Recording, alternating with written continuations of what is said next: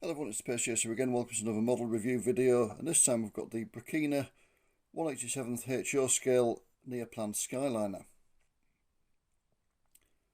So Brekina were founded in 1980 in Tenningen in Germany. They do a range of cars and trucks as well as buses in 1/87 scale. They include European and North American prototypes.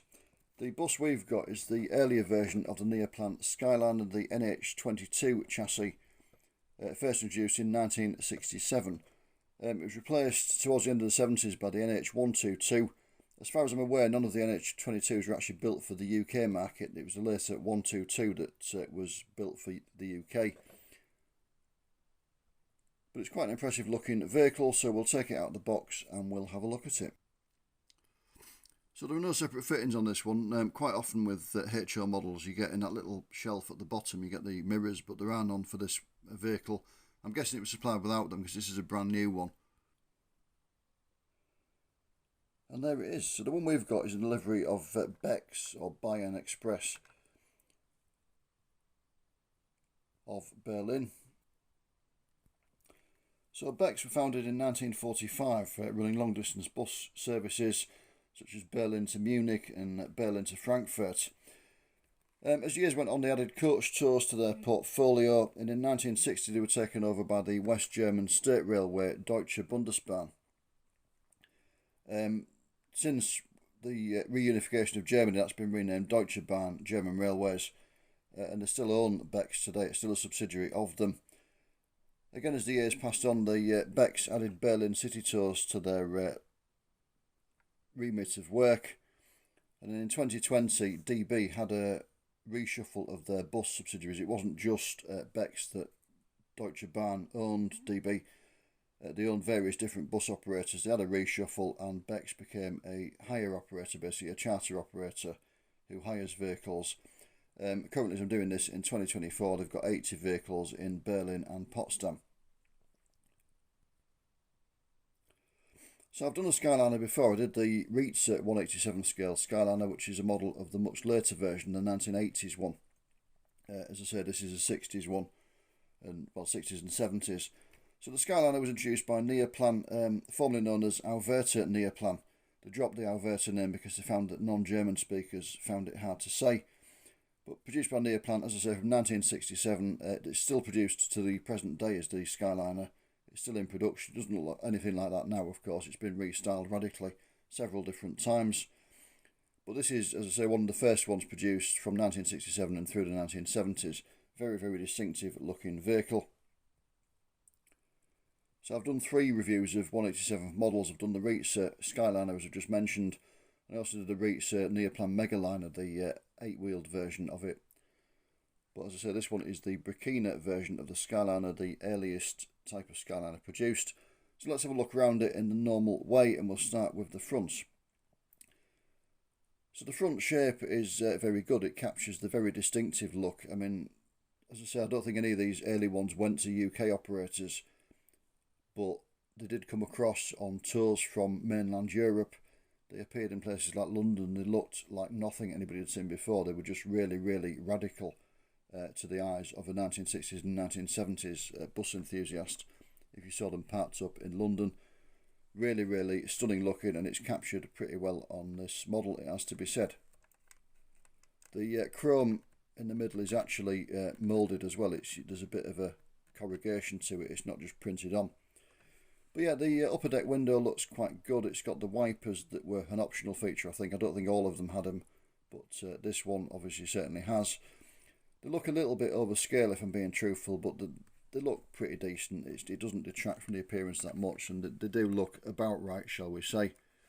But yeah, the chrome in the middle, as I say, is moulded in, and then the lower deck windscreen looks pretty good. The wipers don't look too bad on there. They're the same ones as that, because the window's a bit bigger. They look a bit more in proportion, shall we say. And then the front grille is very nice, the headlight area. Again, there was lots and lots of chrome on these vehicles, and that is reproduced really well on this model. As usual with 1/87 models, it is plastic, so it weighs absolutely nothing. Die-casts in 1/87 seem to be quite few and far between. But the plastic has helped them to capture the shape of it. Sorry, just moving my light around so I can get a bit more light onto it. The lighting's pretty challenging this morning, shall we say, as I'm filming this.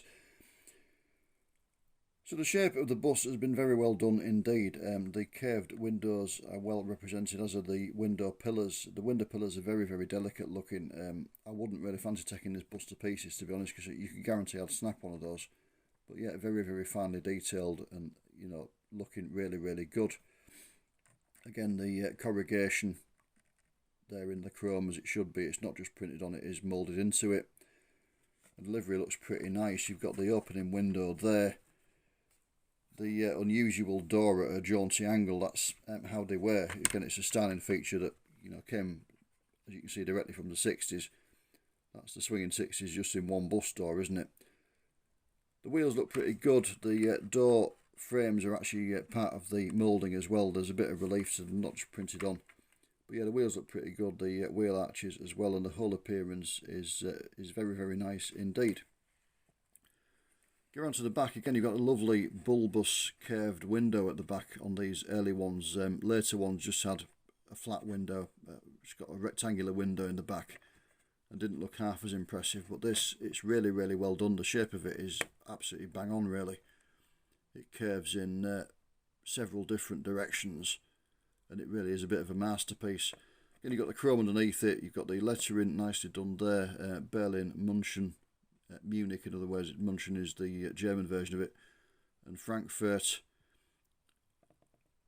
Lights, the engine cover, the handle to open the engine cover, all done very, very nicely indeed. Round to the offside there, I'm guessing this one had a toilet in real life. It's got the blanked out window modelled there,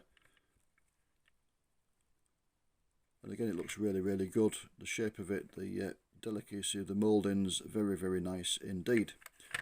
Not much to report on the roof. Obviously you've got the top of the windows and the window pillars curving round onto it, but the roof itself is quite plain, as it should be. There wasn't much going on the roof of these. Fairly basic chassis detail. You've got some tanks there, be they air tanks or fuel tanks, I'm not quite sure. The exhaust is modelled, and there's a bit of a representation of the transmission as well. Brekina marketed these as Starline models, which is why it says Starline models on it, but it is a Brekina product, just to make clear. The interior looks very nice indeed. Again, it would benefit, as most die-casts, plastic models, etc. would, from being painted in different colours. It's all modelled in this rather nice, it has to be said, maroonish livery, maroonish brown. Looks very, very dignified, but it probably would benefit from, you know, picking the seat backs out in a different colour, putting a different colour on the floor, etc., etc., if you felt able to take the bus apart. But yeah, but from a normal viewing distance, it does look very good indeed. It doesn't, you know, jar you. It's not in a obviously wrong colour. It's very, very nice, and it is acceptable. One little bit of relief colour there is the driving cab. You've got the driver's desk, the driver's dashboard in black, and the steering wheel in a rather nice white colour there. But yeah, it's a very, very nice model. It's very, very striking. So if you want one, how much will it set you back? Well, I've had a quick look on eBay. I'm doing this video in December of 2024.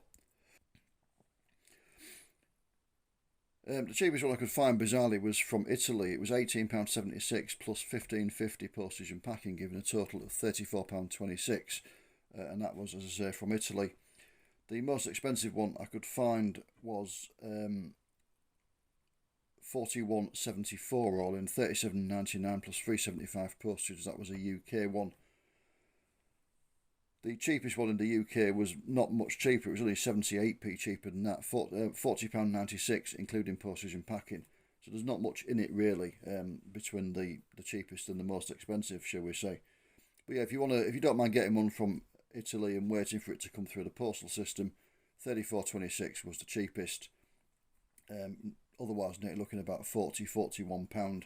There was a seller in Germany wanting £51.69 altogether. That was £34.48 plus £17.21 postage and packing. But obviously, you're not going to pay that when you can get one for £40.96 from a UK seller with free postage.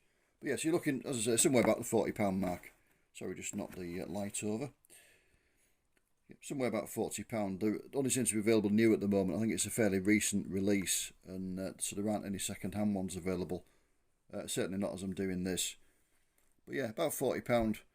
eBay were the only seller I could find actually advertising them, to be honest. I had a quick look at various others, but any other sellers that had them in stock, it was showing out of stock. So it was really a case of going onto eBay.